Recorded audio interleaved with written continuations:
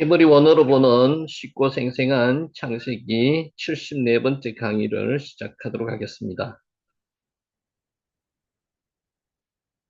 자, 지난번에 했던 단어 다시 한번 기억을 더듬어 보시기 바랍니다. 바카시, 찾다라는 단어입니다. 찾다, 바카시. 구하라, 찾으라, 두드리라는 것은 간절히 기도하라는 것입니다. 여기서 찾으라가 바카시입니다. 찾으라. 신명기 4장 29절에 나오고요. 우리에게도 간절함이 필요합니다. 간절하게 찾으라는 겁니다. 바카시. 하나님은 간절히 끈질기게 기도하는 사람을 사랑하십니다. 바카시. 바카시. 귀에는 간절함을 가진 사람만이 붙잡을 수 있습니다. 간절하게 기도하는 사람만이 기회를 붙잡을 수 있다고 하나님께서 말씀을 하시는 겁니다. 자, 두 번째 단어 한번 보시기 바랍니다. 셸리후트. 우리가 사명 그러는 그 사명이 시버리어로 셸리후트입니다. 셸리후트.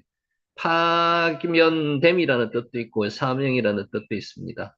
이 세상에 생명이 있는 것들은 모두 존재의 목적이 있습니다. 하나님께서 이 세상에 그냥 보내지 않았다는 거죠. 생명이 있다는 것은 생명이 있는 존재는 다 사명이 있다는 것입니다. 하나님은 분명한 목적을 두시고 우리에게 소중한 생명을 주셨습니다. 하나님께서 자기 생명을 그냥 허투루 버리지 않으셨고요. 분명한 목적을 두고 우리에게 소중한 생명을 주셨습니다. 우리가 살아있는 동안에 반드시 이루어야 할 일이 사명입니다. 셸리 후트. 이 단어는 꼭 기억해 주시기 바랍니다. 셸리 후트. 사명은 우리가 이 세상에 존재하는 이유이고 목적이 뭐라고요? 셸리후트, 사명입니다. 그리고 곧 다시 오실 예수님을 기다리는 삶을 살도록 해야 합니다. 셸리후트. 사람들의 관심은 가치 있는 뭔가를 소유하려는 데 집중되어 있습니다. 소유욕이 있습니다. 소유욕. 카보드, 영광이라는 단어입니다. 영광. 시편 19편 1절 말씀입니다. 사람들은 더 좋은 것을 더 많이 가지고 더 편안히 살고 싶어 합니다. 사람의 욕심은 한도 끝도 없습니다. 누구나 마찬가지입니다. 그러나 시인 아삽은, 시편의 시인 아삽은 전혀 다른 고백을 했습니다. 하나님 없이 누리는 기쁨이 얼마나 허망한지를 깨달았습니다. 하나님 없이 기쁨을 누린다는 것은요, 의미가 없다는 것입니다. 자, 그 순간 그의 시선이 땅에서 하늘로 옮겨졌습니다. 카보드, 하나님의 영광으로 옮겨졌습니다. 하늘을 바라볼 수 있는 눈이 열리자 더 이상 이 세상에서의 성공과 형통은 부러워하지 않게 되었습니다. 카보드, 예수님을 구주로 삼은 사람은 예수님 안에서 이미 하늘의 기쁨과 영광을 누리며 산다는 것입니다. 카보드, 하늘의 영광, 그 할 때 영광이 카보드입니다. 우리는 이 땅에서 예수님 안에서 하늘의 영광을 누리며 살 수 있습니다. 그러니까 꼭 천국에 안 가더라도 이 땅에서도 하나님의 영광을 누리며 살 수 있습니다. 그 영광이 뭐라고요? 카보드입니다. 카보드. 자, 믿음은 양보다 질이 중요합니다. 크기에 너무 얽매이지 마시기 바랍니다. 사람들은 물량주의 시대를 살며 믿음까지도 외형적인 크기에 주목하고 있습니다. 에무나 믿음입니다. 우리가 가져야 할 믿음은 생명이 있는 순수한 믿음입니다. 생명이 없는 믿음은 의미가 없습니다. 믿음의 삶을 살았던 선진들을 보면 기적 사건은 일상이었습니다. 에무나 믿음이 있었기 때문에. 믿음의 본질은 생명입니다. 생명, 에무나, 믿음의 본질은 생명입니다. 생명이 있는 믿음은 행함이 있는 믿음입니다. 생명이 없는 믿음은 행함이 없는 믿음입니다. 에무나, 음식을 많이 쌓아두었다고 배부르지 않습니다. 음식을 쌓아놓기만 하면 안 되고요. 먹어야 배부르듯이 믿음은 행할 때, 아싸 할 때 역사가 일어난다는 것입니다. 행하다, 아싸. 자, 오늘은 요 말씀으로 시작을 해보려고 합니다. 예수님께서 이 세상에 오신 목적은 우리로 생명을 얻게 하고 더 풍성히 얻게 하려는 것이었습니다. 그쵸? 가바르입니다. 이기다. 가바르가 이기다는 단어입니다. 처음 나오는 단어인 것 같습니다. 가바르. 마귀의 목적은 이와 정반대입니다. 어떤 목적요? 마귀는 도둑질하고 죽이며 멸망시키려고 이 땅에 왔습니다. 도둑질하고 죽이며 멸망시키는 것. 예수님이 하시는 일과 반대죠. 그러나 바울은 선포합니다. 가바르. 이 모든 일에 우리를 사랑하시는 이로 말미암아 우리가 넉넉히 이기느니라. 로마서 8장 37절 말씀입니다. 가바르가 이기다는 뜻입니다. 세상은 언제나 우리를 흔들고 보이지 않는 영적 공격은 끊이지 않습니다. 지금 이 시간에도 영적 공격이 끊이지 않습니다. 이 자리에 오기까지 얼마나 힘이 드는지, 저도 이 자리에서 강의를 하기가 얼마나 힘이 드는지 똑같습니다. 영적 공격을 받고 있습니다. 그럼에도 불구하고 바울은 넉넉히 이긴다고 선언했습니다. 예수님과 함께 있으면 넉넉히 이긴다는 겁니다. 까바르 이기다. 이것은 근근히 버티는 승리가 아니라 풍성한 이유 속에서 승리를 뜻하는 것입니다. 풍성한 승리입니다. 그 비결은 무엇일까요? 만일 하나님이 우리를 위하시면 누가 우리를 대적하리요? 아무도 대적할 자가 없다는 겁니다. 하나님이 우리를 위하시면. 로마서 8장 31절 말씀입니다. 하나님이 우리를 위하신다는 것은 단순히 응원한다는 그런 의미가 아닙니다. 하나님이 직접 내 편이 된다는 겁니다. 우리 편이 되어서 싸우신다는 뜻입니다. 하나님이 직접 싸워주시는데 우리는 걱정할 게 없습니다. 어린아이가 울며 집에 들어오면 어머니는 누가 그랬냐고 묻습니다. 그 순간 아이는 눈물을 터뜨리며 억울함을 쏟아냅니다. 다 자기가 잘했죠. 어머니의 한마디가 내 편이 있다는 확신을 주기 때문입니다. 나의 한편은 어머니, 아버지, 가정식구, 식구. 우리 인생의 전장에서도 하나님은 내가 너희 편이라고 말씀하셨습니다. 내 편은 하나님 한 분밖에 안 계신다는 거죠. 세상이 우리를 대적하고 마귀가 우리를 공격할 때라도 하나님의 음성은 모든 두려움을 잠재워 주십니다. 가바르, 이기다. 바울은 이어서 이렇게 선언했습니다. 가바르. 자기 아들을 아끼지 아니하시고 우리 모든 사람을 위하여 내주시니가 어찌 그 아들과 함께 모든 것을 우리에게 주시지 아니하겠느냐고 로마서 8장 32절에 말씀하셨습니다. 모든 것을 주시겠다는 거죠. 아들을 내어주셨는데 다른 건 못 줄 게 뭐 있겠습니까? 하나님은 아들까지 내어주셨습니다. 그 아들도 독생자입니다. 하나밖에 없는 아들, 유일한 아들, 그 아들을 내어주셨습니다. 그 사랑의 깊이는 인간의 언어로는 도저히 표현할 수가 없습니다. 가바르, 어느 부모가 죄 많고 허물 많은 인간을 위해서 자기 자녀를 대신 내어줄 수 있습니까? 사람은 이렇게 하지 못합니다. 하나님이시기 때문에 이렇게 할 수 있었다는 거죠. 까바르. 그러나 하나님은 그렇게 하셨습니다. 독생자를 내어주셨습니다. 하나님의 사랑은 계산이 없습니다. 조건이 없습니다. 무조건적인 사랑입니다. 이러하신 하나님이 우리 편이시기에 우리는 이길 수밖에 없습니다. 누구 편이라고요? 우리 편, 내 편. 하나님이 내 편이라는 겁니다. 까바르. 그러면 이길 수밖에 없다는 겁니다. 마귀의 주요 전략은 정죄입니다. 오늘도 우리를 정죄하고 있습니다.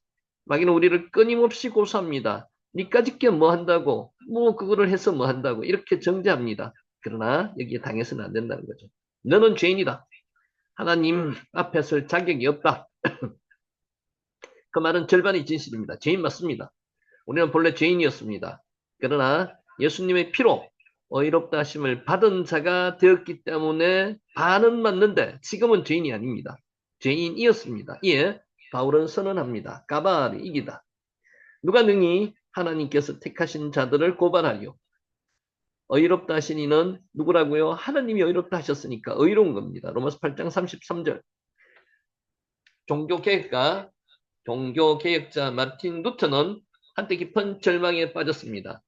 이런 사람도 실망할 때가 있습니다. 절망할 때가 있었습니다. 어느 날 마귀가 루터의 방에 나타나서 그의 제목을 빼곡히 적은 종이 한 장을 그에게 내놓았습니다.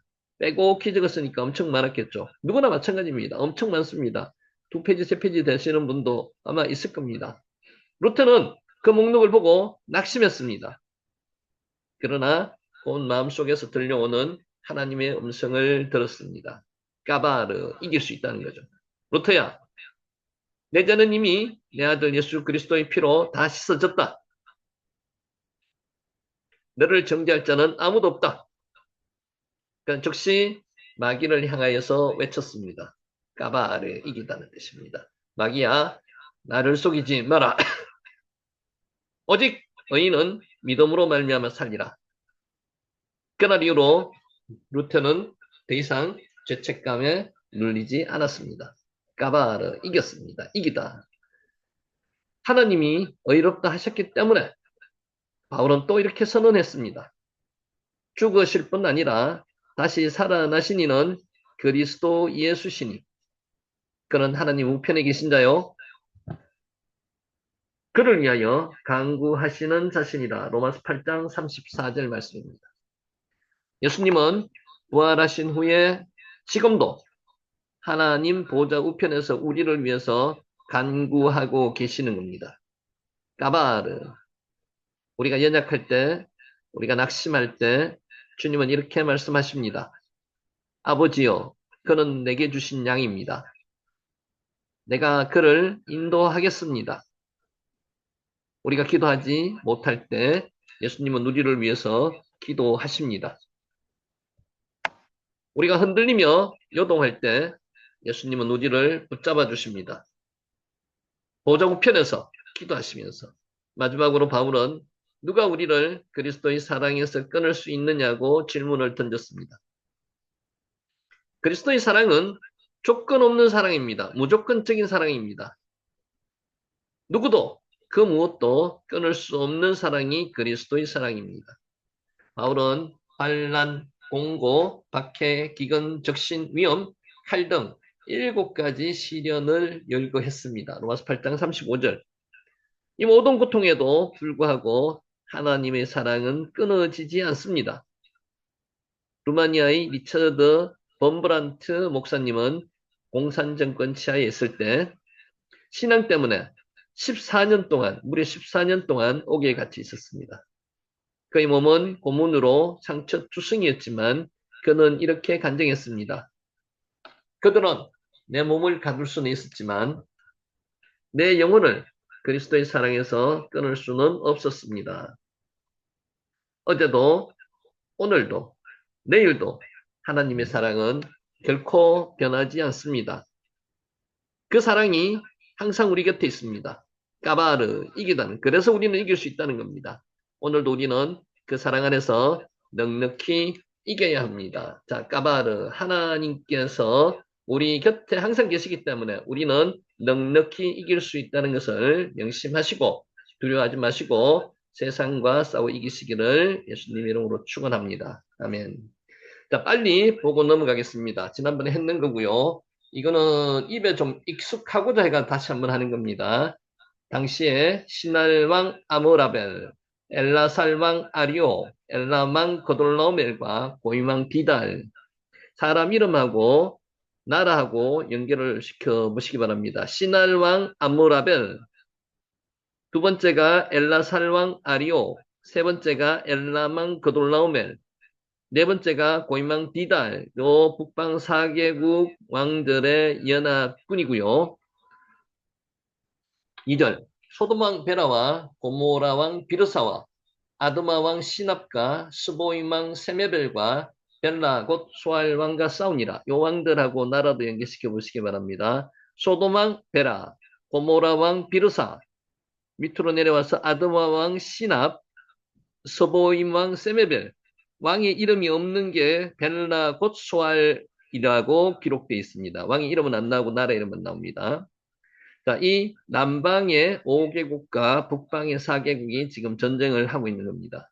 3절, 그들이 다 시딘 골짜기, 곧 지금의 염해에 모였더라. 요거하고 잘 보셔야 되는 게 지금 전쟁을 하기 위해서 시딘 골짜기에 모여 있는 정황을 설명하는 게 3절이고요. 하베루, 하바르가 모이다는 뜻입니다. 하베루, 모였다는 겁니다. 그리고 4절부터는 모인 이유와 전쟁의 이유와 그리고 부연 설명이 쭉 내려가다가 8절에 다시 모여 있는 정황을 드러냅니다. 보겠습니다. 에메크. 요 단어는 한번 기억하시기 바랍니다. 에메크, 골짜기입니다. 골짜기. 하바르는 했죠. 모이다. 하바르. 자, 4절. 이들이 왜 전쟁을 하게 되었냐면 12년 동안 그돌라오메를 섬기다가 제13년에 배반했다는 겁니다. 12년 동안 섬기다 제13년에 배반했다. 그래서 두 개의 단어가 나옵니다. 아베드, 마라드 요 두 개. 섬기다가 아베드고요. 마라두는 배반하다는 뜻입니다. 아베두, 마라두. 마라드, 배반하다. 섬기다, 에베드.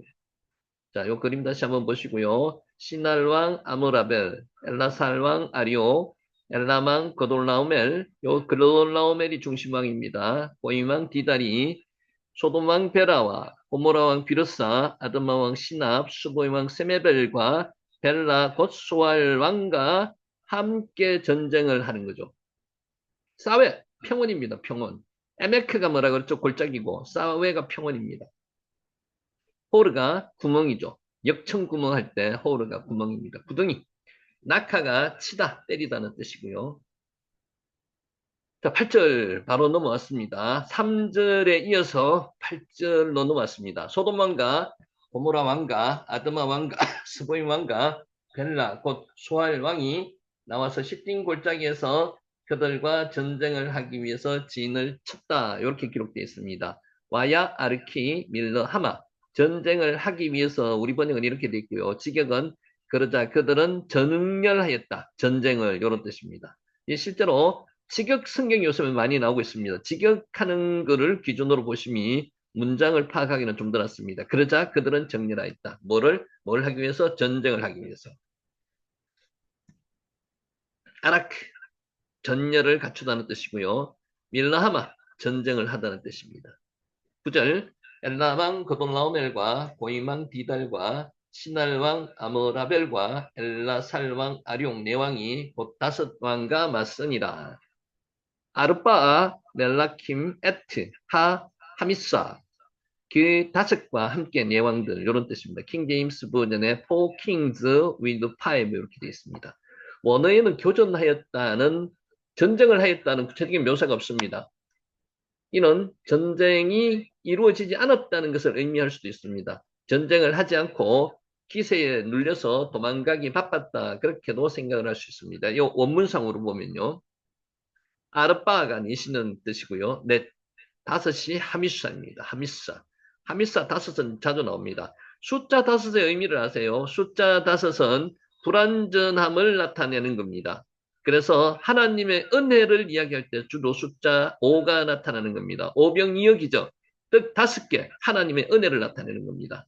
그리고 요셉이 자기 동생 베냐민한테 음식을 5배를 주고요. 옷도 5벌을 줬습니다. 하미샤 다섯 하나님의 은혜를 나타낼 때 하미샤입니다. 10의 반이죠. 만수의 반. 그러니까 부족한 수는 하나님의 은혜로 채울 수 있다. 그게 하미샤 다섯입니다.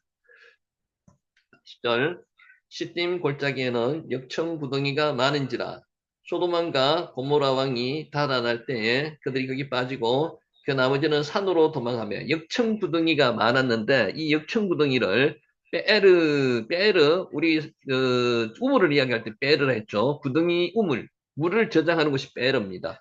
베에르의 복수형이 반복해서 나오는 것은 역청구덩이가 많았다 이거를 표현하는 겁니다. 그래서 베에르트, 하마르, 역청구덩이가 많았다는 뜻을 반복해서 기록을 해놨습니다. 베에르트, 하마르. 베에르가 구덩이고요. 헤마르가 역청입니다. 자, 11절. 내 왕이 소돔과 고모라의 모든 재물과 양식을 빼앗아 가고 직역하면은 그러자 그들은 취하였다. 그리고 그들은 갔다 이런 뜻입니다. 와이크후를 앞에 썼고요. 뒤에 따라오는 게 와옐르쿠입니다. 라카흐가 와이크후가 줄어든 거거든요. 그러니까 라카흐 치에서 그들은 갔다는 겁니다. 자, 다른 단어들은 모두 두 단어 사이에 있습니다. 이로 볼 때 본문은 충분한 약탈 행위가 있은 후에 4개국 왕들이 자기 갈 길을 간 것이라고 암시하고 있습니다. 그러니까 처음에 나오는 거 와이크후, 마지막에 와이알레프, 충분하게 약탈을 한 후에 락 갔다는 겁니다. 라카흐가 취하다 이런 뜻이거든요. 라카흐 취하다. 할라크가 간다는 뜻이고 우리가 잘 아는 할라크가 이겁니다. 할라크. 자, 13절 도망한 자가 와서 히브리 사람 아브라함에게 알리니 그때 아브라함이 아모리 족속 마므리 상수리 수필 근처에 거주하였더라. 마므레는 에스골의 형제요 또 아넬이 형제라. 이들은 아브람과 동맹한 사람들이다. 요 밑에 이들은 아브람과 동맹한 사람들이다. 요거를 이들은 언약의 주인들이다. 원어를 직역하면 이렇습니다. 이들은 언약의 주인들이다. 웨햄, 바알레트, 바알레, 베렛, 베리트, 아브라함. 이들은 언약의 주인들이다. 이런 뜻입니다. 바알, 주인이라는 뜻이고, 바알 할 때 바알, 바알입니다. 주인. 14절, 아브라함이 그의 조카가 사로잡혔음을 듣고, 집에서 길리고 훈련된 자 318명을 거느리고 단까지 쫓아가서, 조카가 사로잡혔다. 키, 니시바, 샤바가, 니시바의 원형이 샤바입니다. 포로, 전쟁 중에 포로로 잡혔다는 단어가 샤바입니다. 샤바. 이 용어는 영적 전쟁에서의 승리 시 대적을 사로잡는다는 의미로 쓰이기도 합니다. 영적, 육적이 다 쓰인 거죠. 사람의 영혼이 사단의 세력에 붙들려 있는 상태를 묘사할 때 쓰는 게 뭐라고요? 샤바입니다. 샤바. 당시 롯은 그돌라오멜의 동맹군에게 육체적인 포로가 되기 전에 이미 소돔과 고모라의 제약된 문화의 영적인 포로가 되어 있었다는 겁니다. 영의 포로 되는 게 다 무섭습니다. 따라서 롯이 육체적으로 사로잡혀 간 것은 그 영적인 포로 상태가 가져온 현실적인 결과라는 겁니다. 이 글자 한번 잘 보세요. 샤바. 해가 들어가면은 사로잡히다라는 뜻입니다. 샤바. 방금 했죠. 여기에 우리가 잘 아는 샤바. 아인이 들어가는 것은 맹세하다는 뜻입니다. 맹세하다. 샤바. 두 개의 단어를 구분하시기 바랍니다. 맹세하다와 샤바와 방금 받는 아인이 해가 들어가는 샤바. 사로잡히다. 구분하시기 바라고요. 자, 집에서 길리고 이것도 재미있는 단어입니다. 아브람이 그의 조카가 사로잡혔음을 듣고 집에서 길리고 실제로 길렀다는 것은 양육하다 이런 뜻으로 볼 수도 있지만은요. 여기서는 집에서 태어난 이런 뜻입니다. 그러니까 그 종들이 다른 데서 와서 아들을 낳아서 그들을 길렀다는 것입니다. 그래서 태어난 이런 뜻으로 해석하는 게 훨씬 더 자연스럽습니다. 태어난. 집에서 태어나고 훈련된 이런 뜻입니다. 그래서 실제로 단어도 열레데 베토입니다. 집에서 길리고라기보다는 집에서 태어난 얄라다, 얄리드가 태어난인 거예요. 태어난. 얄라드가 나타난 뜻이고요. 얄리드가 태어난 그런 뜻입니다. 14절 아브라함이 그의 조카가 사로잡혔음을 듣고 집에서 길리고 태어나고 집에서 태어나고 훈련받은 자 318명을 거느리고 단까지 쫓아갔다고 합니다. 여기 하나크가 훈련된 체험이 있는 이런 뜻입니다.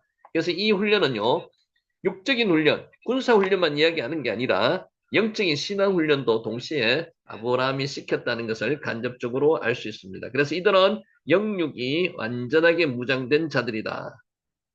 하나크, 훈련된, 하니크, 훈련된 하니크. 자, 어디까지 쫓아갔는가 하면요. 단까지 쫓아갔답니다. 단까지는 200km 정도 되고요. 여기서 또다시 80km를 더 쫓아갑니다. 그래서 상당히 먼 거리를 쫓아가서 이들을 구해오는데 이 전쟁 말씀을 드렸죠. 아브라함이 이 전쟁을 단순하게 그냥 쉽게 이기는 그 전쟁이 아닙니다. 이 전쟁은 도시국가지만은 굉장히 발달된 도시국가에 있는 군사들과 싸우는 전쟁입니다. 목숨 걸고 가는 거죠. 그런데도 아브라함은 하나님을 믿고 목숨 걸고 가서 이기고 돌아왔다는 겁니다. 그러니까 이 전쟁의 승리는 누가 하게 만들어 주셨다고요? 아브라함이 했는 게 아니고요. 아브라함을 통해서 하나님께서 승리하셨다는 것을 이야기하는 겁니다. 15절 그와 그의 가신들이 나뉘어 밤에 그들을 쳐부수고 다음에 세계 왼편 호바까지 쫓아갔답니다. 호바까지가 80km니까 280km를 지금 쫓아가는 겁니다. 가신들이 와아 바다이유 와 아바다이유 가신들 아바다이유는 에베드의 복수형입니다. 에베드가 종들이죠. 그리고 그의 종들을 특별히 군사적인 목적만으로 훈련된 자들이 아니고요. 평소에 아브라함 집에서 아브라함을 섬기거나 양을 치는 일에도 종사했던 신앙적으로도 훈련된 자들이었다고 추정을 합니다. 와 아바다유 그리고 그 가신들이 그의 가신들이 왜 이렇게 넘어가죠? 튕겼습니다. 잠깐만요.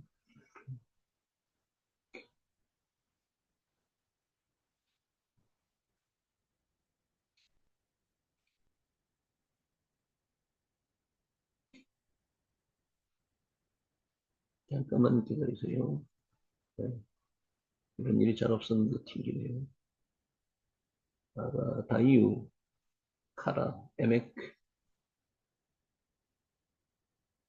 여기 다시 뽑아. 음, 뽑아. 아까 이거 했죠. 그의 가신들이 밤에 나누어 갔다는 거고요. 와, 예 할레크, 라일라. 밤에 나뉘어서 기습 공격했다는 겁니다. 호바가 숨은 곳, 다메섹으로부터도 80km 떨어진 지점, 이런 뜻입니다. 적을 괴롭힌 것은 1차적으로 정규전을 펼칠 만큼 군대가 많지 않았기 때문에 군사적으로 강하지 못했기 때문에 게릴라전을 지금 펼쳤다는 겁니다. 호바, 은신처라는 뜻이고요. 16절, 모든 빼앗겼던 재물과 자기의 조카 롯과 그의 재물과 또 부녀와 친척들을 다 찾아왔답니다. 이게 기적이죠. 그러니까 단순하게 적어놨지만은 이렇게 전쟁을 해가지고 이길 수 있는 성사는 인간적으로 봐서는 거의 없습니다. 근데 아브라함은 그 집에서 길린 318명하고 또 나머지 자기들의 동맹군들하고 한 1000명 정도 안팎이었을 겁니다. 그런 군사들을 끌고 가서 이들에게 다 뺏어왔다는 거죠. 기적입니다. 부녀와 친척을 다 찾아왔더라. 여기서 부녀와 친척은 엣 한나심, 웨트 하암.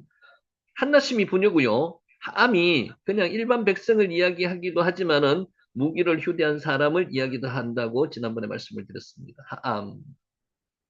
나심, 부녀입니다. 암, 백성을 이야기하는 거요. 하암은 정관사가 붙어서 무기로 무장한 군사들 그런 뜻도 있습니다. 자, 요거 글자, 요거 한번 보세요. 그림. 이들이 내려올 때는 다메섹으로부터 아스드롯 가르나임에서 느바 족속을 쳤고요. 하암에서 수스 족속을 쳤고요. 사회 기라다임에서 엠 족속도 쳤고요. 쭉 내려와서 에시온 개별까지 내려갔다가 이들이 다시 위로 올라옵니다. 그래서 시팅 골짜기에서 전투를 벌였는데 전투다운 전투도 못하고 이들은 다 도망갔고요. 그리고 이들이 요 경로로 통해서 다시 돌아가는데 아브라함이 여기서 헤브론에서 쫓아갔다는 겁니다. 280km를. 그림을 한번 보시면 이해하기 쉽습니다. 17절 아브라함이 그돌라오멜과 그와 함께한 왕들을 쳐부수고 돌아올 때 소돔 왕이 사의 골짜기 곧 왕의 골짜기로 나와서 그를 영접했답니다. 자, 아까 왕의 골짜기 한번 볼까요? 여기 나오네, 여기 나오네요. 요게 사회 왕국입니다. 왕의 골짜기입니다. 그러니까 베들레헴과 예루살렘 중간 지점 정도의 동쪽으로 조금 이동한 자리에 있습니다. 여기가 사회 골짜기로 추정하는 겁니다. 이까지 마중 나왔다는 거죠. 그러니까 아브라함은 일개 부족장입니다. 도시국가도 아니었고요. 그런데 무시했던 아브라함이 이들을 다 구해오니까 도시국가의 왕인 소돔왕 비르사가 자기가 자진해서 나왔다는 겁니다. 영접하러. 에메크 골짜기고요. 자, 영접하였고 리크라토 영접하다는 해당되는 단어가 히브리어 카라입니다.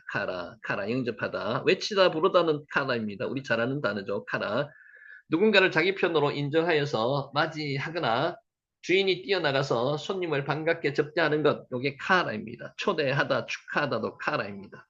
당시 소돔왕은 지금까지는 이방인 아브라함을 별것 아닌 존재로 무시했었습니다. 한 족장 정도로 세력이 약한 족장 정도로 무시했습니다. 근데 이번에 성전을 계기로 다시 평가하게 되었고요. 이제 자기 편의 일원으로 받아들이고 극진하게 영접하고 있는 것을 볼 수 있습니다. 지난번에 여기까지 했습니다. 자, 이제 다시 넘어갑니다. 그를 영접하였고, 리크라토. 이는 육신적 안락만을 추구하다가 포로의 신세로 전락한 당시 로세의 모습과는 너무나 큰 대조를 이루는 개선 장군입니다. 이기고 지금 개선하는 겁니다. 성장입니다. 이루는 경건한 신앙인의 넘넘한 모습을 지금 나타내고 있고요. 왕이 나와서 대접하고 있습니다. 영접하고 있습니다. 인간적인 유익을 도모하기 위해서 얕은 깨를 쓰는 것이 아니라 하나님의 뜻에 따라서 바른 길을 걸어갈 때 우리 성도들은 마침내 아브라함과 같이 세상 사람들에 의해서도 높임을 받게 된다는 것이고요. 이로 인해서 하나님의 영광, 아까 영광 기억납니까? 카보드, 영광을 널리 드러낼 수 있게 된다는 것입니다. 키라가 영접하다는 뜻입니다. 카라에서 나왔죠. 자, 18절. 살레망 멜기세덱이 떡과 포도주를 가지고 나왔으니 이는 지극히 높으신 하나님의 제사장이었더라. 살레망 멜기세덱. 이는 신비한 사람입니다. 멜레크 샬렘왕 멜기세덱. 샬렘은 예루살렘을 가리키고요. 본문에 등장하는 멜기세덱은 당연히 예루살렘을 다스리던 통치자가 되는 겁니다. 예루살렘을 다스리던 통치자 살렘왕 멜기세덱. 그럼에도 불구하고 혹자는 본문의 살렘을 지명을 나타내는 구유명사로 보지 않고요. 살렘을 화친하다 배상하다로 번역하는 동사로 샬람에서 유래한 것으로 보기도 합니다. 다른 의견을 소개하는 겁니다. 살레망을 하친하기 위해서 나오나 항복하고 배상하는 왕이란 의미를 갖는 것으로 보기도 합니다. 만약 이러한 견해를 취한다면 멜기세덱이 가져온 떡과 포도주는 뭐가 되는 겁니까? 힘이 약한 자가 힘이 있는 자에게 바치는 조공이 된다는 겁니다. 그래서 이거는 맞지 않는다는 겁니다. 조공으로 지금 살레망 멜기세덱이 떡과 포도주를 가져 나온 건 아니었다는 거죠. 이러한 견해는 본문의 문맥과 맞지 않습니다. 살레망 멜기세덱은 패자의 초라한 모습이 아니라 당당한 모습으로 등장합니다. 그래서 아브라함을 축복하고요. 아브라함도 그에게 전리품 중 일부를 바쳤습니다. 그러니까 패자의 모습이 아니라는 거죠. 멜기세덱이 가져온 떡과 포도주는 아브라함에게 잘 보이기 위한 것이 아니라 아브라함의 노고를 취하기 위해서 가져온 겁니다. 그와 친선을 도모하기 위한 선물로 볼 수 있다는 거죠. 그래서 앞에 내용은 무시해도 상관이 없습니다. 조공이 아니라는 거죠. 멜기세덱이 우말르키 체데크. 멜기세덱의 뜻은 무엇인가에 대해서는 여러 가지 견해가 있습니다. 말르키, 멜레크 왕의 인칭 어미가 합쳐진 말로 체데크를 신의 이름으로 봐서 나의 왕은 체데크라고 하는 견해도 있습니다. 둘째로 마르키를 신의 이름으로 여겨서요. 체데크를 문자적인 의미, 체데크가 의라는 뜻이거든요. 마르키는 의로우시다 이렇게도 해석할 수 있다고 합니다. 셋째는요. 두 단어를 모두 문자적으로 번역해서 나의 왕은 의로우시다. 샬렘 왕 멜기세덱 나의 왕은 의로우시다 라고 보는 견해도 있습니다만 이거는 한번 참고용으로 보시면 되고요. 첫째와 둘째 견해를 칠한다면 멜기세덱은 가나안의 우상을 섬기는 제사장이 된다는 것입니다. 자, 본문에서 이어지는 그런 지극히 높으신 하나님의 제사장이었다는 겁니다. 그런 내용으로 볼 때 두 견해는 취할 수 없고요. 셋째 견해가 가장 적당하다는 겁니다. 나의 왕은 의로우시다. 이는 그의 의로운 성격을 잘 대변하는 이름이라고 할 수 있습니다. 샬레망 멜기세덱, 우 말르키 체덱. 네헴이 빵입니다. 떡입니다. 음식입니다. 네헴. 떡과 포도주를 갖고 왔죠. 지극히 높으신 하나님의 제사장 코헨 네엘 엘로yon 하나님의 호칭 중에서 지극히 높으신 제사장이라는 호칭도 붙였습니다. 코헨 네엘 엘로yon 지극히 높으신 엘로요는 오르다는 의미가 있는데 안나가 오르다는 뜻이 있거든요. 여기에서 유래해가지고 가장 어떤됨이라는 의미를 가지고 있습니다. 가장 높으신 하나님의 제사장 코헨 네엘 엘로yon 이 단어가 본문에서와 같이 하나님에 대하여 사용될 때는 다른 존재와는 완전히 구분되는 하나님의 절대적인 초월성과 탁월성을 보여주는 겁니다. 엘로힘 하나님의 초월성과 탁월성을 보여준다는 거죠. 우리는 이러한 하나님과 비견할 존재가 아무도 없음을 알고요. 오직 하나님만을 유일신으로 섬겨야 한다는 것입니다. 여호와라 이름하신 주만 온 세상의 지존자로 알게 하소서. 시편 83편 18절 말씀입니다. 지극히 높으신 하나님의 제사장 코헨 넬 엘로온. 성경에서 740번 등장하는 게 제사장입니다. 코헨 제사장이죠. 그러니까 많이 등장하죠. 요거는 기록을 하나 해놓으시는 게 좋을 것 같습니다. 코헨 제사장. 제사라는 단어가 본절에 처음으로 나옵니다. 코헨. 인간들에 대해서 하나님의 말씀을 선포하는 대변자 역할을 하였던 선지자와는 달리 하나님과 인간 사이의 중보자 역할을 제사장이 했습니다. 하나님의 말씀을 받아서 전해주는 것을 선지자가 했고요. 하나님과 인간관계의 중보자 역할을 했는 게 제사장입니다. 공식적 언급은 출애굽기에 비로소 나옵니다. 즉 모세의 형제인 레위 지파 아론의 후손들이 이스라엘의 제사장으로 임명된 것입니다. 코헨, 레엘, 엘로온. 자, 본절에 등장하는 멜기세덱은요, 이방인입니다. 아론과도 전혀 다른 사람입니다. 그럼에도 불구하고 멜기세덱은 당시 사람들을 대표해서 하나님께 제사를 드렸던 자인 것만큼은 분명합니다. 하나님께 제사를 드렸던 자. 이러한 멜기세덱은 왕이고요. 동시에 제사장으로서 장차 오시게 될 만왕의 왕이며 완전한 제사장이신 예수 그리스도의 예표입니다. 왕이기도 하고요. 제사장이기도 한 멜기세덱은 예수님의 예표라는 겁니다. 의의 왕, 멜기세덱의 뜻이 뭐라고요? 의의 왕, 체데키, 의의 왕, 멜기세덱.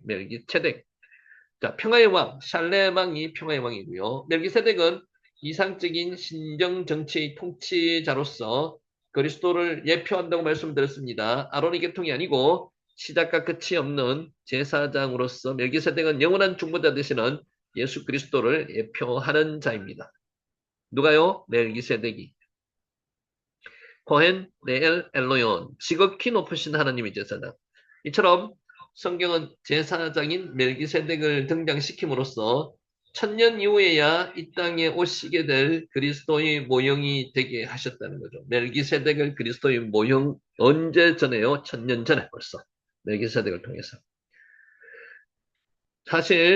이 사실을 통해서 우리는 모든 성경이 태초부터 영원히 인간의 중보자가 되실 구원주 예수 그리스도를 중심으로 쓰여졌다는 것을 알 수 있습니다. 성경은 하나님에 대한 이야기입니다. 성부, 성자, 성령 하나님에 대한 이야기입니다.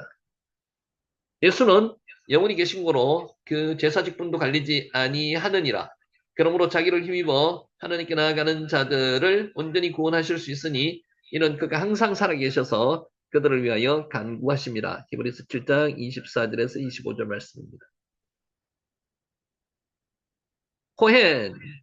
코헨이 제사장이라는 뜻입니다. 제사장.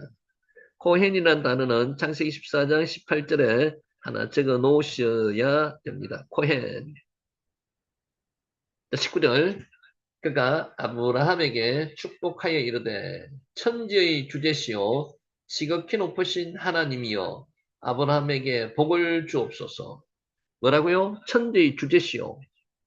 코네 샤마임 왜 아레츠. 이게 우리가 창세기 1장 1절 기억하십니까? 태초에 하나님이 천지를 창조하시니라. 그러니까 샤마임과 왜 아레츠를 창조하시니라. 그거하고 비슷한 개념입니다. 천지의 주제시라는 거죠. 베르시트, 파라, 엘로힘, 에트, 하샤마임, 베에트, 아레츠. 요게 태초에 하나님이 천지를 창조하셨다는 창세기 1장 1절이잖아요. 요거하고 비슷하게 코네, 샤마임, 왜 아레츠. 천지의 주제시요. 이렇게 기록해놨습니다. 주제로 번역된 코네는 얻다, 획득하다, 취득하다 이런 뜻입니다. 카나의 분상입니다. 카나가 얻다, 획득하다, 취득하다는 뜻이거든요. 하나님에 대해서 쓸 때는 천지 만물의 창조자로서 그것이 주관자와 소유자가 되심을 가리키는 창조자 혹은 소유자라는 의미를 갖습니다. 주제가 뭐라고요? 창조자 혹은 소유자라는 의미를 갖답니다. 실로 홀로 계신 하나님만이 하늘과 땅의 창조자이시며 동시에 온전한 소유자이심을 멜기세덱을 통해서 고백하고 있는 겁니다.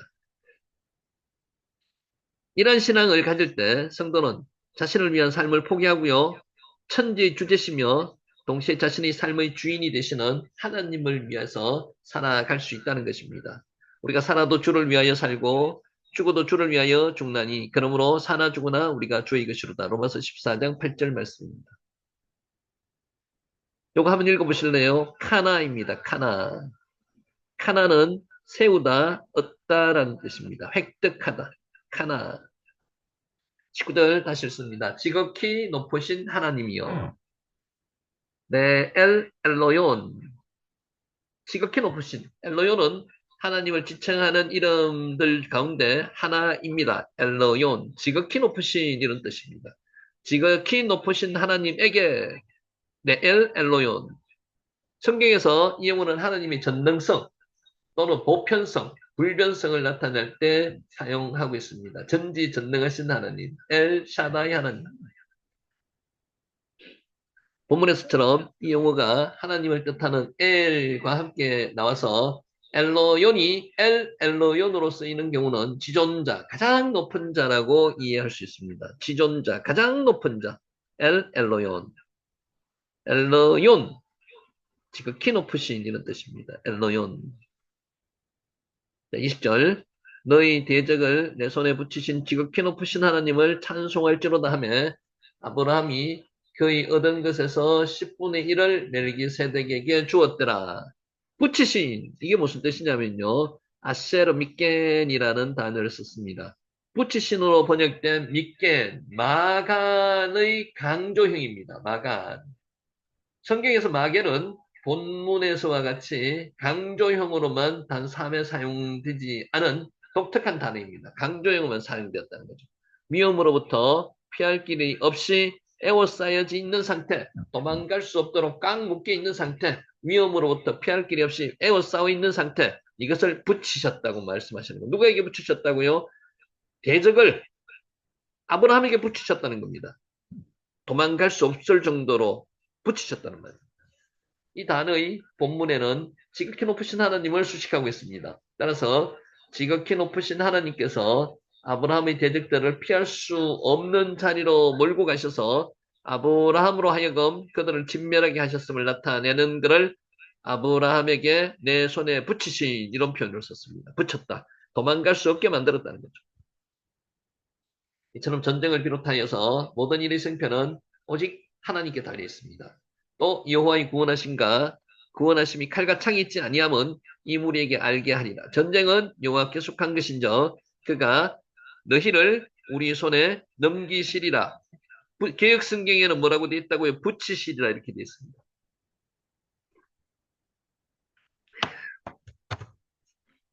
자, 마겐의 강조형입니다. 붙이신 위험으로부터 피할 길이 없이 에워싸여 있는 상태, 도망가지 못하게 꽉 에워싼 상태, 요게 붙이신 밑겐.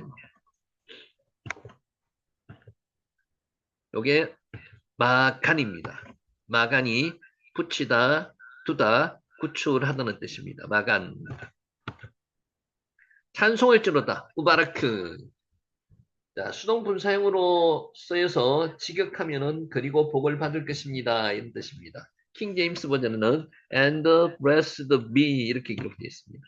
멜기세덱은 아브라함이 그돌라오멜과 동맹군들을 이기고 돌아올 수 있었던 것은 하나님께서 역사하셨기 때문이라고 생각하고요. 하나님께 복을 돌리고 있습니다. 누가요? 아브라함이 하나님께 복을 돌리고 있다는 거죠. 멜기세덱은 아브라함이 그돌라오멜과 동맹군들을 이기고 돌아올 수 있었던 것은 멜기세덱이 지금 이야기하는 겁니다. 하나님께서 아브라함에게 역사하셨기 때문이라고 하나님께 복을 돌리고 있다는 겁니다. 하나님께 복을 돌린다는 것은 바라크가 찬양하다는 뜻도 있다고 그랬죠. 그러니까 하나님께서는 인간을 축복하시고요. 인간은 그 축복받은 것을 바라크, 찬양한다는 겁니다. 찬양하는 것을 의미하므로 한글 성경과 같이 번역을 하기도 합니다. 힘들고 어려운 일이 있을 때만 하나님을 찾는 것이 아니라 승리의 순간, 성취의 순간, 기쁨의 순간에도 하나님을 기억하며 그분께 모든 영광을 돌리는 태도야말로 성도에게 반드시 필요합니다. 10분의 1, 마세르. 요 단어 기억하세요. 마세르. 마세르가 10분의 1을 이야기하는 겁니다. 마세르. 성경이 처음 나오는 11조에 대한 기록입니다. 11조의 규례는 후에 모세에 의해서 명문화되었지만 본전에 나타나는 바와 같이 이전에도 이미 시행되고 있었습니다. 그러니까 모세에 의해서 명문화되기 이전에도 마세르 11조가 시행되고 있었다는 겁니다. 아브라함이 전리품 가운데 10분의 1을 멜기세덱에게 준 것은 멜기세덱을 하나님을 섬기는 제사장으로 인정했다는 것이고요. 또 동시에 아브라함이 전쟁에서 이긴 것이 자신의 힘으로 이겼지 않았다는 것을 고백하는 겁니다. 하나님의 은혜로 인한 것임을 인정하는 것이 마세르 10분의 1을 드렸다는 것입니다. 더 나아가서 하나님께 올린 11조는 아브라함 자신의 모든 소유는 물론 자기 자신도 만왕의 왕이신 하나님이 그심을 인정하는 성숙한 신앙 고백이기도 합니다. 땅과 거기 충만한 것과 세계와 그 가운데 사는 자들은 다 여호와의 것이로다. 모든 것이 하나님의 것이라는 거죠. 모든 것이. 그게 고백이 11조입니다. 그 중에 하나를 하나님께 드린다는 겁니다.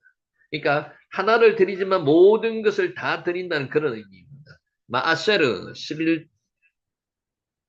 11조입니다. 11조. 마아세르. 자, 네, 이 말씀 정리 한번 해볼게요. 왜 아브라함은 멜기세덱 왕에게 11조를 바쳤을까요? 아까 뭐 때문에 바쳤을까요? 아브라함은. 창세기 14장 17절에서 20절. 마세르 11조입니다. 아브라함이죠. 이때는 그돌라오멜과 그와 함께한 왕들을 쳐부수고 돌아올 때 소돔왕이 사회의 골짜기, 곧 왕의 골짜기로 나와서 그를 영접하였습니다. 살레망 멜기세덱이 떡과 포도주를 가지고 나왔으니 그는 지극히 높으신 하나님의 제사장이었더라고 기록되어 있습니다. 마세르 11조입니다. 자, 멜기세덱에 관하여는 우리가 할 말이 많으나 너희가 듣는 것이 두나무로 설명하기 어려우니라. 히브리서 5장 11절 말씀입니다. 자, 그가 아브라함에게 축복하여 이르되 천지의 주제시요 지극히 높으신 하나님이여 아브라함에게 복을 주옵소서. 너희 대적을 내 손에 붙이신 꼼짝 못하게 가두는 걸 붙인다 그랬죠. 지극히 높으신 하나님을 찬송할지로다 하며 아브라함이 그 얻은 것에서 10분의 1을 멜기세덱에게 주었더라. 11조를 주었다는 겁니다. 마아세르. 왜 아브라함은 11조를 멜기세덱 왕에게 주었을까요? 마아세르. 11조가 뭡니까? 11조가. 마아세르. 고대 근동에서 11조는 세금의 형식이, 그 세금의 성격이 강했습니다. 세금은 반드시 납부해야 되죠. 마세르. 고대 시대에는 약한 자가 강한 자에게 보호와 도움을 청할 때 보호와 도움에 대한 감사의 표시를 할 때 11조를 바쳤습니다. 그러면 이런 개념으로 생각할 수도 있다는 거죠. 마세르. 야곱이 서원하여 이르되 하나님이 나와 함께 계셔서 내가 가는 이 길에서 나를 지키시고 먹을 떡과 입을 옷을 주시어 내가 평안히 아버지 집으로 돌아가게 하시오면 여호와께서 나의 하나님이 되실 것이요 내가 기둥으로 세운 이 돌이 하나님의 집이 될 것이요 하나님께서 내게 주신 모든 것에서 10분의 1을 내가 반드시 하나님께 드리겠나이다 하였더라. 창세기 28장 20절에서 22절 말씀입니다. 마세르. 고대 시대의 11조는 세금, 일종의 보호비 명목이 강했습니다. 보호에 대한 대가. 아브라함은 하나님의 보호와 도움 때문에 이겼기 때문에 하나님의 제사장인 멜기세덱을 통해서 고대 시대의 관습대로 11조를 하나님께 바친 것으로 이해할 수 있습니다. 그러니까 이게 마세르가 아브라함의 신앙 고백이었다는 겁니다. 내가 이겼는 게 아니고 하나님께서 도와주셔서 내가 이겼다는 신앙 고백입니다. 마세르. 레위기 27장 30절 그리고 그 땅의 10분의 1 곧 그 땅의 곡식이나 나무의 열매는 그 10분의 1은 여호와의 것이니 여호와의 성물이라. 레위기 27장 30절 말씀입니다. 마세르 11조를 어떻게 사용해야만 합니까? 어떻게 사용해야 합니까? 민수기에는요 11조로 경제활동이 어려운 레위 지파를 위해서 사용되었고요. 신명기에서는 11조를 가난한 사람을 위해서 사용해야 한다고 말씀하고 있습니다. 그러니까 레위 지파를 위해서도 사용되었고요. 가난한 자들을 돕기 위해서도 사용되었습니다. 마세르. 11조는 고대 근동의 법이었고요. 구약시대의 제도입니다. 그러면 우리는 11조에 대해서 어떻게 이해를 해야 할까 한번 생각해 보시기 바랍니다. 11조는 반드시 해야 하는 의무일까요? 11조를 하지 않으면 하나님이 저주하실까요? 마세르. 구약의 11조는 이스라엘이 하나님의 신정 왕국에 속해 있었기 때문에 의무적이었습니다. 반드시 내야 됐습니다. 신약 시대는 더 이상 의무적이 아닙니다. 이미 예수 그리스도를 통해서 구약의 예언들이 성취되었기 때문에 11조를 교리화 또는 제도화해서는 안 된다는 것이 유명하신 정암 박윤선 박사님의 의견입니다. 마세르. 유대교는 더 이상 성전과 제사장이 존재하지 않습니다. 그래서 11조가 필요 없죠. 성전 유지와 제사장의 생계를 위해서 그떤 11조 제도의 필요성이 없다고 판단해 11조가 없습니다. 11조를 하지 않아도 자발적인 헌금을 하고요. 그 헌금을 통해서 회당을 유지하고 구제도 합니다. 그러니까 꼭 11조를 안 되더라도 다른 명목으로 11조 형식을 빌지 않지만은 내서 그것을 구제도 하고요. 자기들 회당도 유지한다는 거죠. 마세르. 카톨릭은 구약의 11조 규정들을 오늘날 그대로 적용하기는 어렵다고 판단했습니다. 그래서 11조가 없습니다. 마세르. 교무금은 가정의 경제 형편에 따라서 헌금할 수 있지만 가정 수입의 10분의 1이 아니고요. 30분의 1 정도를 헌금하도록 가르치고 있습니다. 카톨릭에서 한 달 수입 중 하루만큼의 수입은 하나님께 드리라는 뜻입니다. 하루치만 하나님께 드리라는 겁니다. 교무금이라고 합니다. 헌금, 중요한 것은 정성입니다. 교무금이든 헌금이든 정성이 빠지고 드리는 것은 의미가 없습니다. 마세르. 신앙생활에 있어서 중요하게 강조되어야 하는 것이 무엇입니까? 11조보다도 더 중요한 것은요. 나누고 베푸는 삶, 헌신하는 삶, 희생하는 삶, 공부해서 돈을 벌어서 남에게 나누어 주는 삶이 아닐까 합니다. 그래서 꼭 11조가 지금 의미가 퇴색되어 있지만은 이것으로 통해서 여러 사람을 구제하고 여러 사람에게 나눠줄 수 있다면은 이 부분에 대한 부분을 꼭 아니라고 생각할 필요는 없다는 거죠. 마세르. 자, 21절. 거의 다 돼갑니다. 소돔왕이 아브라함에게 이르되 사람은 내게 보내고 물품은 내가 가지라. 이것은 소돔왕이 너무 앞서가는 겁니다. 소돔왕은 지금 이렇게 이야기할 제비가 못 됩니다. 이렇게 이야기해서는 안 됩니다. 왜냐하면 그는 패장이거든요. 다 뺏긴 사람입니다. 근데 자기가 이래라 저래라 할 이유가 없습니다. 근데 이렇게 하고 있습니다. 내게 보내고 내가 가져라. 텐리 카바라크. 고대 건동에선 전쟁에서 승리한 사람이 전리품을 가져가는 것은 물론 포로로 자신의 종으로 삼을 권리도 있었습니다.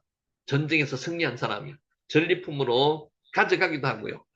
포로로 자기 자신이 종으로 삼을 권리도 있었습니다. 근데 본문에서는 오히려 소도망이 주체가 되어서 전리품을 나누고 있는 모습이 나옵니다. 이거는 너무 금방지고 앞서가는 내용입니다. 이 본문에 쓰인 두 개의 명령형 동사, 명령하고 있는 겁니다. 카흐가 여기에 잘 나타내고 있습니다. 주시오, 달라는 겁니다. 가져가시오, 카흐.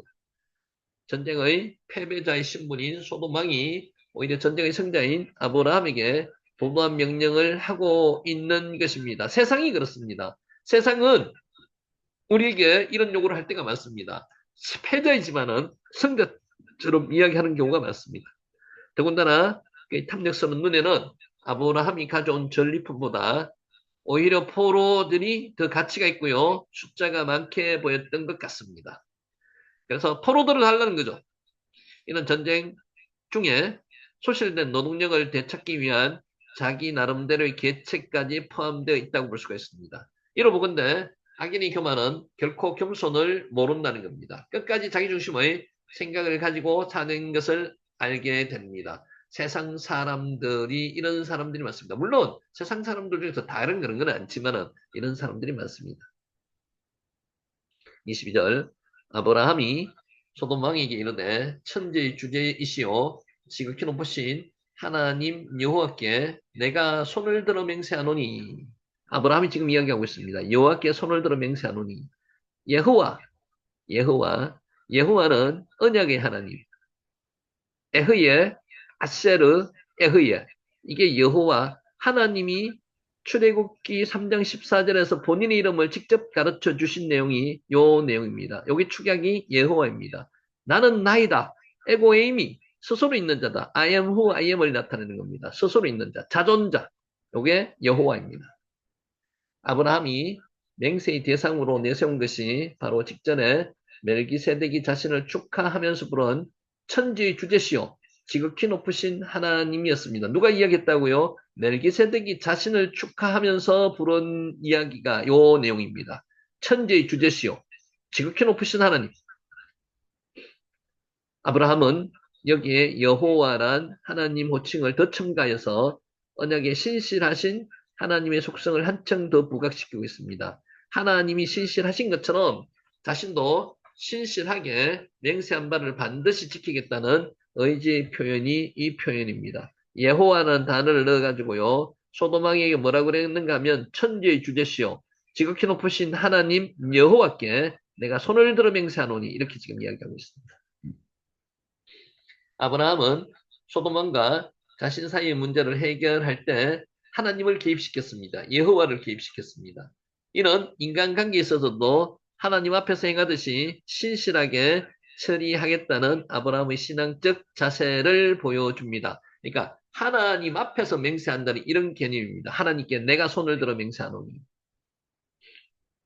내가 손을 들어 맹세하노니 하리모티 야디 맹세하노니란 말은 없습니다. 샤바가 없다는 거죠. 샤바.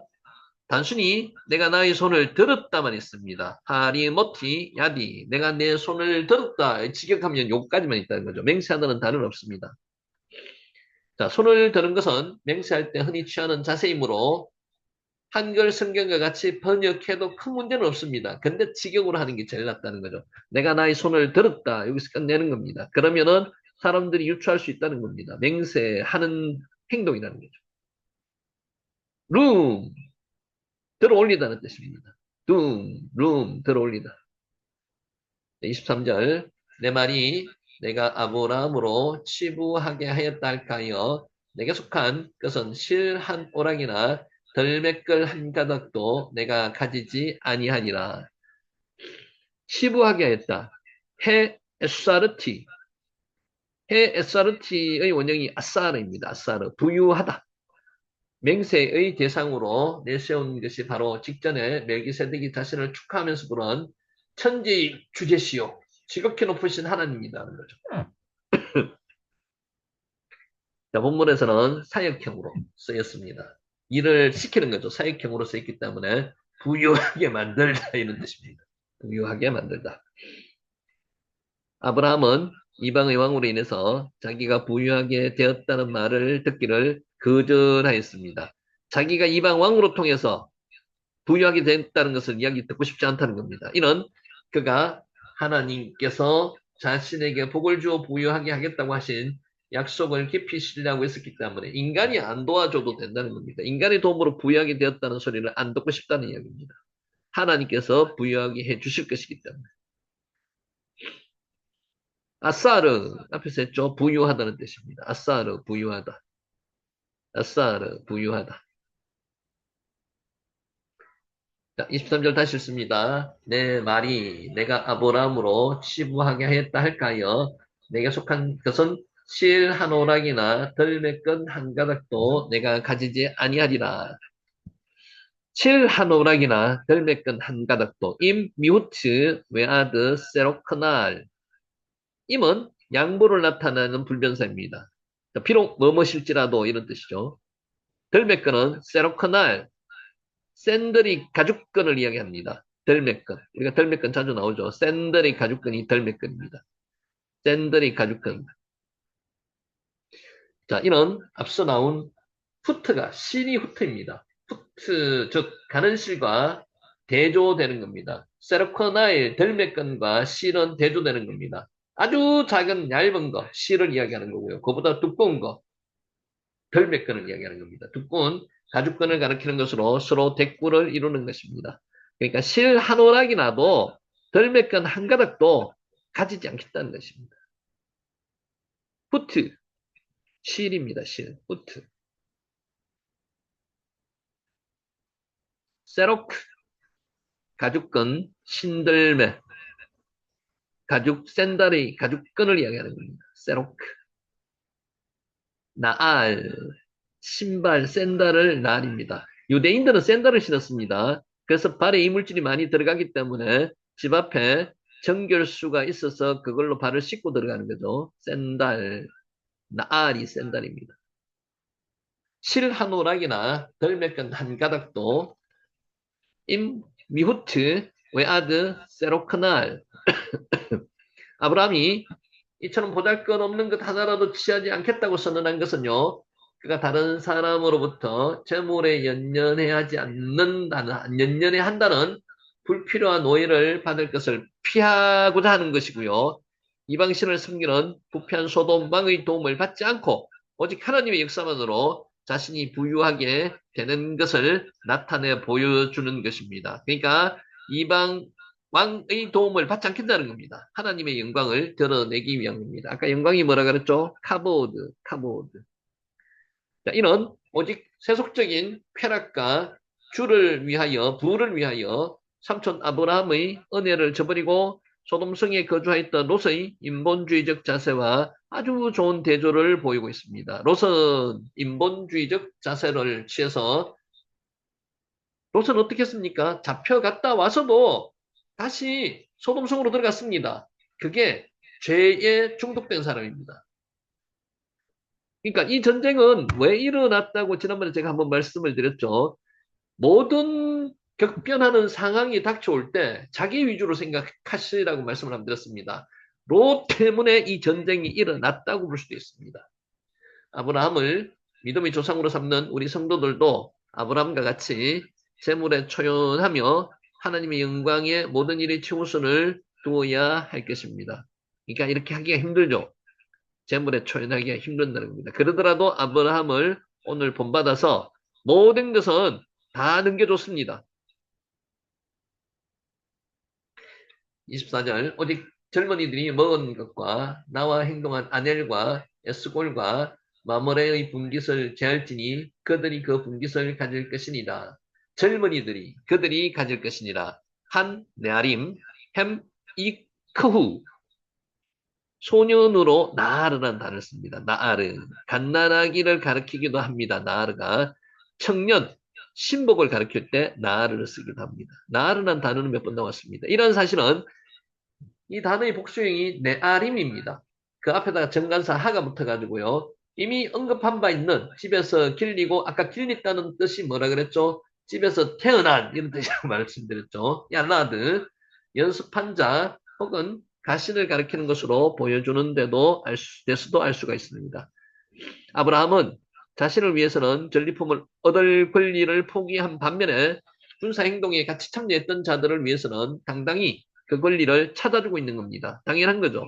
그들이 권리까지도 묵살해서는 안 된다는 겁니다. 나아르 뭐라 그랬죠? 소년, 청년 나아르입니다. 나아르. 낙하가 자주 나오죠. 오늘 낙하 취하다는 뜻입니다. 따다도 낙하였습니다.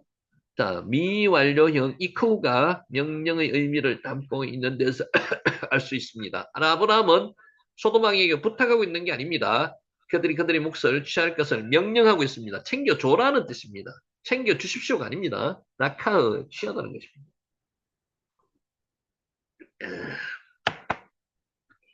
이처럼 아브라함은 자신의 권리를 오히려 타인을 위하여 아낌없이 사용하는 긍휼과 사랑이 있는 자였습니다. 오늘날 성도들도 이 세상을 살아갈 때 이러한 희생적인 삶을 살아야 합니다. 내 이권은 챙기지 않더라도요. 다른 사람이 노력한 대가는 챙겨줘야 된다는 것입니다. 그러나 타인의 정당한 권리를 확보할 수 있도록 조정하는 역할을 하는 데에도 게을리해서는 안 된다는 것입니다. 자, 이것은 나와 관계없는 일이 아니라 하나님께서 원하시는 사회의 정의를 실현하는 일이기 때문입니다. 햄입니다. 햄은 그들은 이런 뜻입니다. 인칭 대명사고요. 그들 3인칭 복수죠. 햄. 분깃은 헬레크라는 단어를 썼습니다. 자, 고르게 하다는 뜻입니다. 할라크에서 유래했고요. 고르게 된 상태, 분깃입니다. 줄 것은 주고 받을 것은 받아서 불평이 없는 상태, 고르게 된 상태. 이게 뭐라고요? 헬레크, 분깃입니다.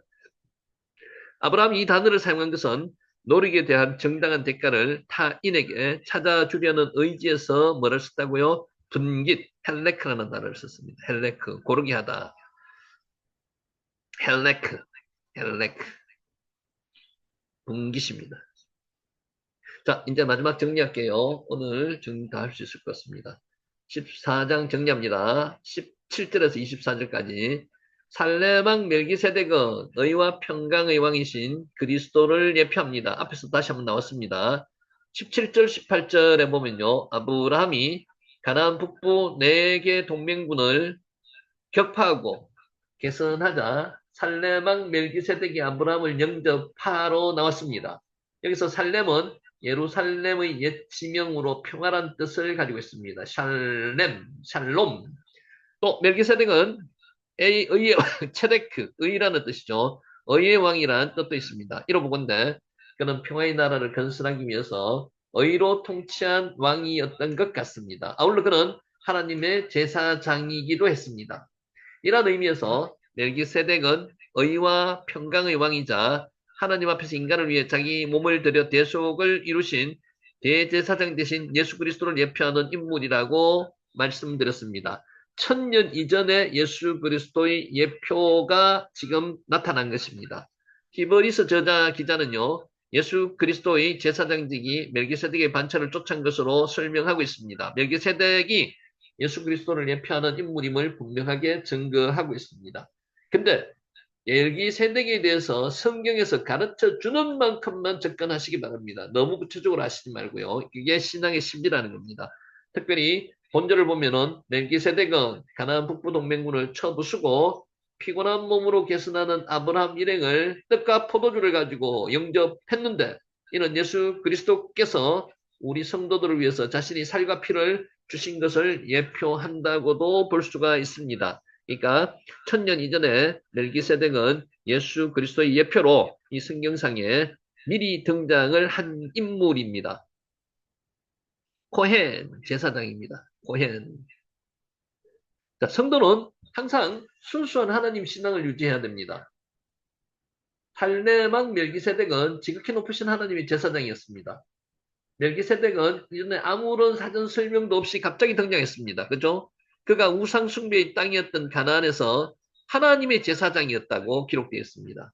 기록 때문에 학자들 사이에서는 그의 정체에 대해서 많은 추론이 들어 있습니다. 사람들은 그를 신화적인 인물이거나 천사, 성자, 하나님, 성령으로 추정하기도 하였습니다. 그러나 신약 성경 히브리서의 기록에 비춰볼 때 실존한 역사적인 인물이라는 것입니다. 극심한 우상의 땅에서 온전한 하나님 신앙을 소유하고 있었던 자, 이게 멜기세덱이라는 것입니다. 아마도 그는 위로는 하나님을 경외하며 아래로는 자신이 통치하는 나라를 체데크, 의로 다스려 평화의 나라를 이루어 가려고 했던 모범적인 재정 일치 사회의 군주였을 것으로 우리는 추정합니다. 아무튼 멜기세덱이 극심한 우상숭배의 땅에서도 가나안의 극심한 우상숭배의 땅에서도 순수한 여호와 신앙을 유지하고 있었다는 것은 우리 성도들에게 비록 우리가 사단의 공중 권세 잡고 있고 우상숭배와 각종 제약의 관정이 있는 이 세상에 살고 있지만 그 가운데서도 하나님께 대한 순수한 신앙을 유지하고 지켜나가야 한다는 사실을 잘 교훈해 준다는 거죠. 독야청청 이 멜기세덱만이 하나님 신앙을 지켜오고 있다는 겁니다. 사실 성도들은 세상에 살면서 온갖 제약과 우상숭배의 유혹과 영향을 받으며 살고 있기 때문이기도 합니다. 순수한 하나님 신앙을 유지하기는 정말 어렵습니다. 쉽지 않습니다. 그러나 하나님께 대한 바른 신앙 여부는 영생과 영벌의 결정적인 기준이 된다는 겁니다. 따라서 성도는 어떠한 세상 유혹이 몰려오더라도 단호하게 물리치고 말씀에 근거한 신앙 생활을 해야 한다는 것입니다.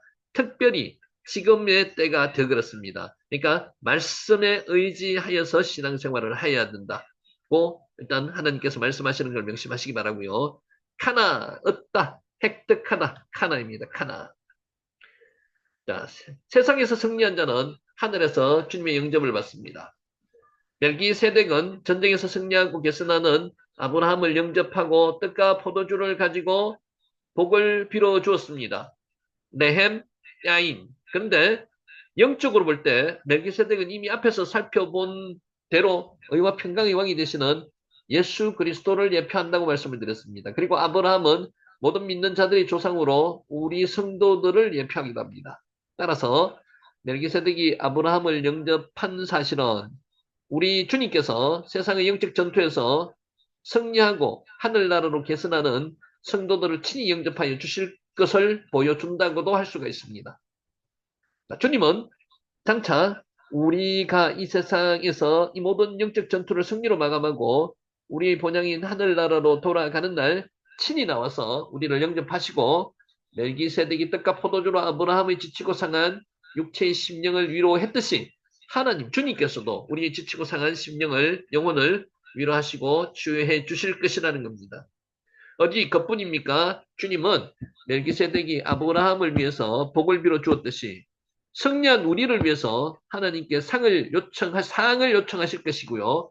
각종 아름다운 멸관을 씌워 주실 것입니다. 그러므로 우리는 비록 이 세상에서 영적 전쟁이 힘들고 어렵지만 우리의 생명이 다하는 날까지 하나님께로부터 받게 될 영광스러운 승리의 멸류관을 바라보면서 인내로서 무단히 믿음의 선한 싸움을 다 싸워야 하겠다는 것입니다. 자, 다섯 번째, 키라가 영접하다입니다. 영접하다. 네 번째, 고통당하는 이웃의 영육간의 필요를 채워주는 수고를 다 하자는 것입니다. 자, 누가 고통당했습니까? 롯이 고통당했죠. 고통당하는 이웃의 영육간의 필요를 채워주는 수고.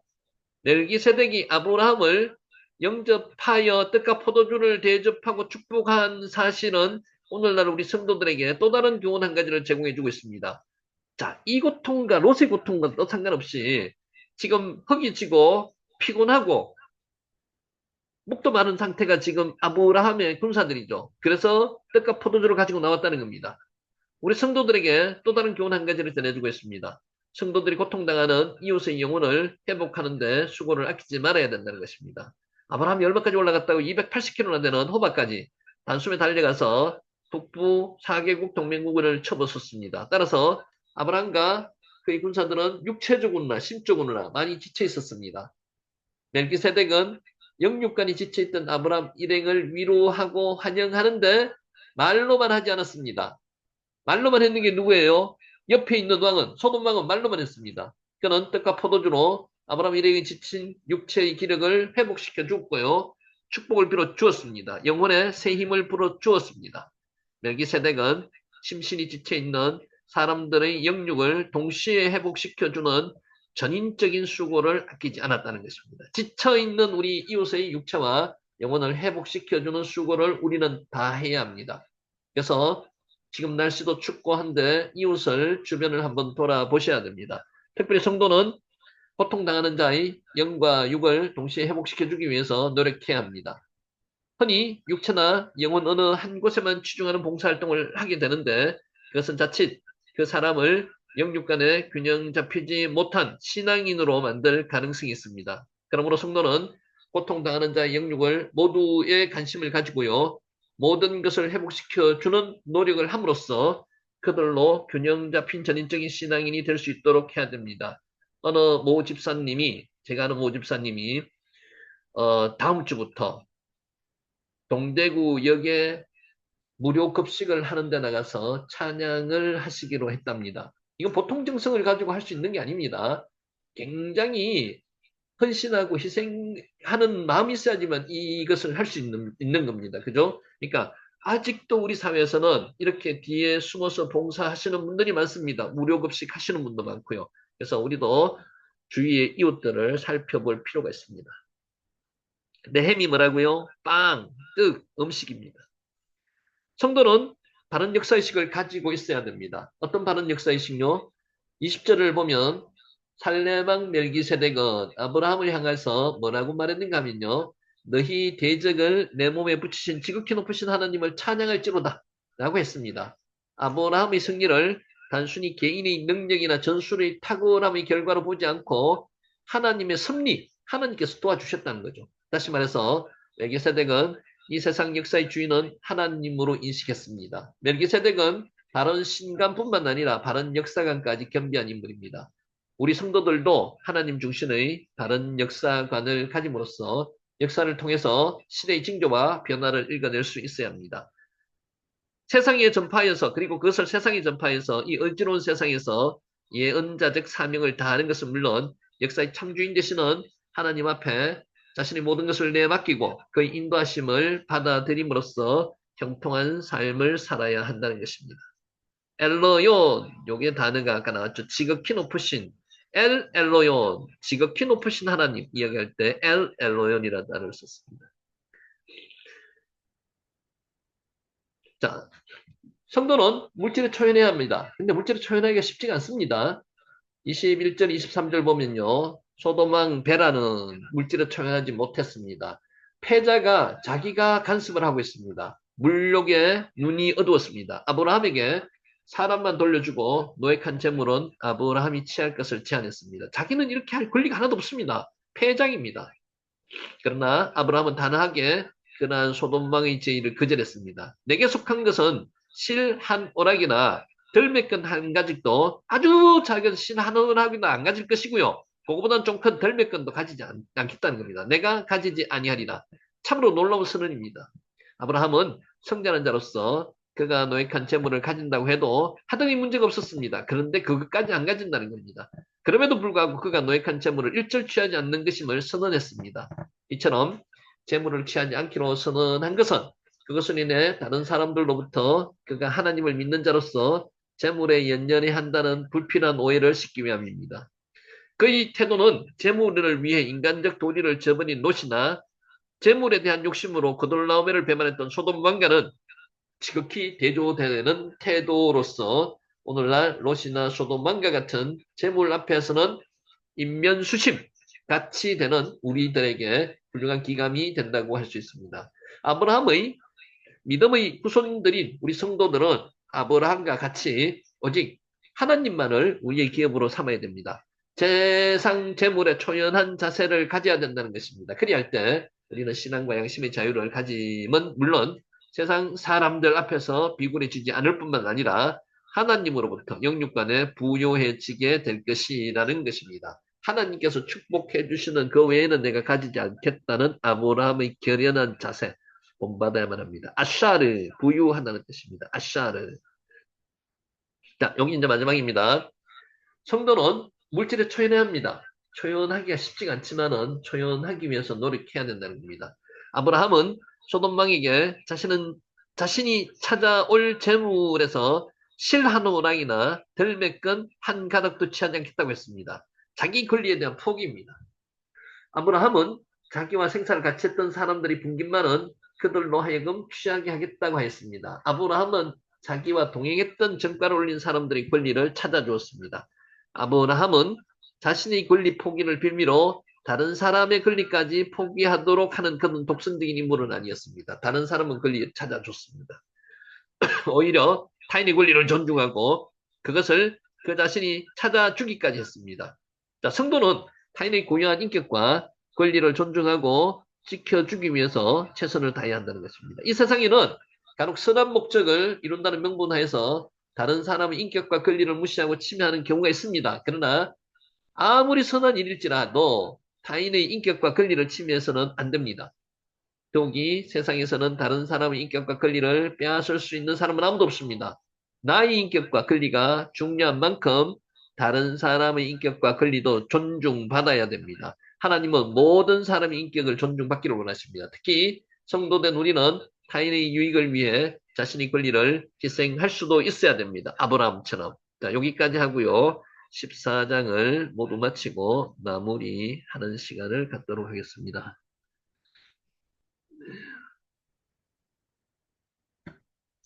헬레크, 분기십니다. 분기. 목. 요거 마지막 하나 할게요. 시간 좀 남았습니다. 창세기 14장에 우리에게 주는 교훈 몇 가지 한번 살펴보겠습니다. 앞에서 이야기했는 내용입니다. 참된 그리스도인은 사회적인 혼란과 문제의 원인이 자기에게 있다고 고백하고 깨닫는 사람입니다. 지금 우리 사회에 일어나고 있는 이 현상들이 나로 통해서 나 때문에 일어났는 것이라고 자각하고 고백하는 사람이 되어야 된다는 것입니다. 이 전쟁이 누구 때문에 일어났다고요? 로 때문에 일어났다고 그렇게 생각을 해야 된다는 겁니다. 실제로 하나님도 그렇게 해서 전쟁을 일으키셨는 것 같습니다. 그렇지 않더라도 설령 자기 때문에 이런 문제가 일어났다. 그래서 자기 고백의 기회, 자기 회개의 기회로 삼아야 된다는 겁니다.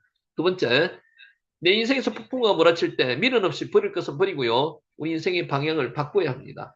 자, 하나님께서 회개하라고 지금 이런 고통과 시련을 주셨습니다. 그런데 여기서 끝까지 버티다가는 하나님의 그 전능하신 손에서 벗어날 수밖에 없습니다. 하나님의 전능하신 손을 내버리치고 다른 데 갈 수가 없습니다. 그러니까 그 손을 뿌리치지 말아야 됩니다. 그러니까 미련 없이 버릴 것은 버리고 우리 인생의 방향을 바꿔야 한다는 것이고요. 아브라함과 요나가 그랬다는 것이고요. 세 번째, 무엇을 하든지 하나님의 영광, 아까 카보드라 그랬죠. 우리는 하나님의 영광을 드러내는 신앙인이 되어야 된다는 것입니다. 내 어떤 사리사욕과 이권을 드러내지 않고요. 하나님의 영광을 드러내는 저와 여러분이 되시기를 축원하면서 창세기 14장을 모두 마치고요. 이제 마지막 마치는 말씀으로 전하고 끝내고자 합니다. 거짓이 없으신 하나님이 약속하신 선물이라는 점입니다. 사도 바울은 디도서의 첫머리에서 자신을 하나님의 종이라고 했습니다. 예수 그리스도의 사도라고 소개했습니다. 티크와 앞에서 이런 이야기 한번 했습니다. 티크와라는 단어가 소망입니다. 희망, 소망입니다. 티크와. 그리고 자기 사역의 근본 동기와 목적을 단 한 문장으로 정리했습니다. 이게 뭐라고요? 하나님이 택하신 자들의 믿음과 경건함에 속한 진리의 지식과 영생의 소망을 위함이라고 디도서 1장 1절에서 2절 말했습니다. 하나님이 택하신 자들의 믿음과 경건함에 속한 진리의 지식과 영생의 소망을 위함이라. 소박, 티코아입니다. 바울에게 사역은 단순한 종교적 활동이 아니었습니다. 인생의 마지막 순간까지 영생의 소망을 붙들고 달렸습니다. 우리는 영생의 소망을 붙들고 달려야 됩니다. 영생의 소망, 티코아. 옥에 갇혔어도, 배가 파손되었어도, 사람들에게 버림받았어도 그의 마음은 흔들리지 않았습니다. 뭐가 있다고요? 영생에 대한 소망이 있었습니다. 그 이유는 그가 붙든 것이 수시로 변하는 세상의 소망이 아닙니다. 세상의 소망은요, 순간순간 변합니다. 근데 영생의 소망, 하나님께서 주신 소망은 변하지 않습니다. 거짓이 없으며 없으신 하나님이 영원 전부터 언제 이게 엔아르케 영혼이죠. 엔아르케. 이게 태초의 이전부터 영원 전부터 지속하신 소망이었기 때문입니다. 그 소망은 영생의 소망입니다. 영생은 바울의 모든 삶은 영생의 소망에 의해서 이루어졌습니다. 영생의 소망은 티커와 삶을 움직이는 내면의 에너지였습니다. 고난을 참고 견디게 하는 믿음의 원동력이었습니다. 순교까지도 감당할 수 있는 이 힘이 어디서 나왔다고요? 영생의 소망, 티커와에서 나왔습니다. 그래서 세상 사람들에게 바울은 도무지 이해할 수 없는 사람, 감당할 수 없는 사람이었습니다. 티커와. 어느 노신사가 평생을 열심히 일해서 작은 회사를 일구었고요. 퇴직 후에는 그동안 가보지 못한 세계 여행을 기획했습니다. 이게 인간의 계획입니다. 하지만 출국 전날에 병원에서 갑작스러운 암 진단을 받았습니다. 인생이 이렇습니다. 그는 병상에 누워서 이렇게 말했습니다. 평생 이 다음을 위해서 모았는데 이 다음, 인간의 이 다음은 이렇다는 거죠. 정작 이 다음 세상은 한 번도 준비하지 않았네요. 그러니까 우리는 이 생 이후의 세상을 준비해야 되는데 그 준비를 하나도 안 했다는 거죠. 그의 말은 오늘 우리의 모습을 비춰주는 거울과도 같습니다. 영생의 소망, 소망이 티코아입니다. 사람들은 이 땅에서의 성공, 자녀교육, 은퇴 후의 안정을 위해서 애를 쓰고 있습니다. 이 땅에서의 성공, 죽음 이후의 영원한 삶은 영원한 삶, 소망에 대해서는 전혀 시간을 쓰지 않습니다. 티코아. 그러나 바울은 달랐습니다. 바울은 지금의 삶을 영원한 삶을 위한 준비 과정으로 보았습니다. 우리도 지금 준비를 해야 됩니다. 영원한 소망을 위해서. 세상의 소망은요, 날로 시들어갑니다. 세상의 소망을 가진 사람들은 수시로 변하기 때문에 자기의 결심도 수시로 바뀝니다. 그러나 하늘나라의 소망을 가진 사람들은요, 바뀌지 않습니다. 그 소망이 그대로 쭉 유지됩니다. 영생의 소망은 날로 자라납니다. 세상의 소망은요, 시간이 갈수록 점점 희미해집니다. 하지만 영생의 소망은 점점 더 또렷해집니다. 그 이유는 무엇일까요? 영생의 소망은요, 거짓이 없으신 하나님이 주신 약속이기 때문입니다. 여러분, 영생의 소망을 가지셔야 됩니다. 성경은 하나님의 성품에 대해서 이렇게 말씀하고 있습니다.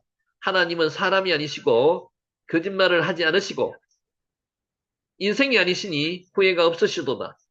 어찌 그 말씀하신 바를 행하지 않으시며, 하신 말씀을 실행하지 않으시랴. 민수기 23장 19절 말씀입니다. 세상의 약속은 사람의 마음이 변하면 깨어집니다. 좀 전에도 말씀드렸죠. 세상의 약속은 깨어집니다. 그러나 하나님의 약속은요. 여호와 하나님의 약속은 변화가 없습니다. 변동이 없습니다. 깨어지는 일이 없습니다. 사람들은 영생을 죽을 이후에 주어지는 상급으로만 생각합니다만은 성경에서 말씀하시는 영생은요. 단순히 끝없는 시간이 아니라 하나님과의 관계 속에서 누리는 생명을 의미합니다. 뭐라고요? 하나님과의 관계 속에서 누리는 생명이 영생이라고. 이에 대해서 예수님은 말씀하셨습니다. 티코와 영생은 곧 유일하신 참 하나님과 그가 보내신 자 예수 그리스도를 아는 것이니이다. 요한복음 17장 3절 말씀입니다. 다시 한번 할게요. 영생은 곧 유일하신 참 하나님과 그가 보내신 자 예수 그리스도를 아는 것이니이다. 요한복음 17장 3절 말씀입니다. 영생은 지금 여기서부터 시작되는 삶입니다. 어디서부터? 여기서부터. 하나님을 알고 하나님을 신뢰하며 하나님과 동행하는 사람에게는 이미 영생의 삶이 시작되었습니다. 저와 여러분은 영생의 삶이 시작되었습니다. 이것은 마치 새벽의 여명과 같습니다. 티커와 태양이 아직 수평선 위로 완전히 떠오르지 않았지만 어떤 모습입니까? 어둠은 물러가고요. 호시카가 물러갑니다. 오르가 오면 호시카가 물러갑니다. 세상은 온통 붉은 빛으로 물듭니다. 우리 안에 예수 그리스도의 빛이 비춰지기 시작하는 그 순간에 영생은 이미 시작된 것입니다. 언제 시작되었다고요? 예수 그리스도의 빛이 비춰지는 그 시작, 그 시점에 영생의 이미 시작되었습니다. 영생의 소망을 가진 사람은 어떤 인생을 살까요?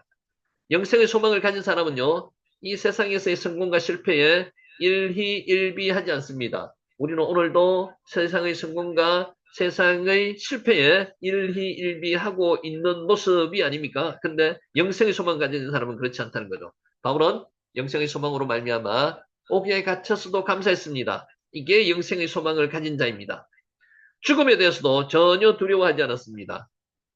순교도 전혀 두려워하지 않았습니다. 바울은 영혼만을 바라보았습니다. 영생의 소망. 그는 이렇게 고백했습니다. 티코와 우리가 주목하는 것은 보이는 것이 아니요 보이지 않는 것이니. 여러분 보이지 않는 것이 더 중요하다고 말씀 누차 드렸죠.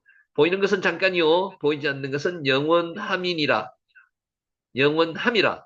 고린도후서 4장 18절 말씀입니다. 나이가 들수록 사람들은 인생의 허무함에 몸부림칩니다. 오늘도 인생의 허무함에 몸부림치고 있는 사람들이 많습니다. 만약 나에게도 그런 모습이 있다면 삶의 방향을 다시 정립해야 된다는 거죠. 지금까지 삶이 성취 중심이었다면, 뭐를 이루었는 것을 기준으로 했다면요. 이제는 영원한 가치를 추구하는 삶으로 바꿔야 됩니다. 영생의 소망을 가져야 될 때라는 거죠. 한 노년의 신앙인이 말했습니다. 젊을 때는 꿈이 나를 살겠습니다. 꿈이 있어야지 삽니다. 세상 사람들도 꿈이 있어야지 삽니다. 중년에는 책임이 나를 살겠습니다. 가족을 부양하는 책임이 있었습니다. 지금은 소망이 나를 살게 합니다. 영생의 소망. 바로 그 소망이 바울이 말한 영생의 소망입니다. 티크와 이 소망은 인간의 낙관이 아니라요. 하나님의 신실하신 약속 위에 세워진 믿음의 닻이라는 겁니다. 티크와 하나님의 약속에 믿음의 닻을 내리면 어떻게 됩니까? 우리의 몸은 세월을 따라 늙어가도요. 우리의 소망은 날마다 새로워집니다. 오늘 이 영생의 소망을 가지시는 저와 여러분이 되시기를 예수님의 이름으로 축원하면서 오늘 강의를 마치도록 하겠습니다. 나가지 마시고 잠깐만 기다리세요. 나가지 마세요.